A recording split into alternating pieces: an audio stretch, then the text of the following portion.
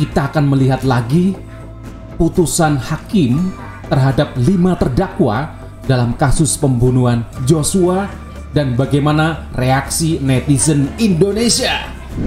Menjatuhkan pidana kepada terdakwa tersebut oleh karena itu dengan pidana mati. Memerintahkan terdakwa tetap berada dalam tahanan. Menetapkan barang bukti tetap terlampir dalam berkas, dikembalikan kepada penuntut umum untuk digunakan dalam perkara lain. Menjatuhkan pidana terhadap terdakwa Putri Chandrawati dengan pidana penjara selama 20 tahun.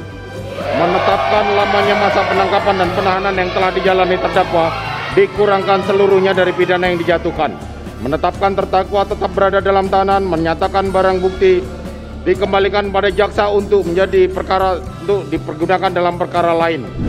Menjatuhkan pidana terhadap terdakwa Kuat Ma'ruf dengan pidana penjara selama 15 tahun. Menjatuhkan pidana terhadap terdakwa tersebut dengan pidana penjara selama 13 tahun. Menjatuhkan pidana terhadap terdakwa Richard Eliezer Budiang Lumiu dengan pidana penjara selama 1 tahun dan 6 bulan. Menetapkan penangkapan dan lamanya masa penahanan yang telah dijalani terdakwa dikurangkan sepeluruhnya dari pidana yang dijatuhkan. Menetapkan terdakwa tetap berada dalam tahanan. Menetapkan terdakwa sebagai saksi pelaku yang bekerja sama atau justice kolaborator. Menyatakan barang bukti adalah sebagaimana dalam surat tuntutan jaksa penuntut umum. Membebankan terdakwa untuk membayar biaya perkara sebesar Rp5.000. Wih, keren banget nih.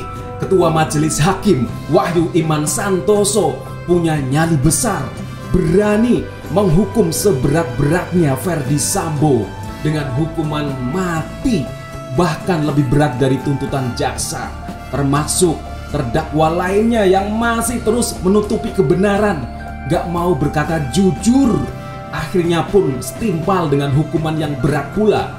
Sementara Barada Eliezer yang dari awal sudah menyesali perbuatannya, dia berkata jujur dan mau membantu persidangan untuk mengungkap tabir kejahatan dari Ferdy Sambo, akhirnya dihukum ringan 1 tahun 6 bulan.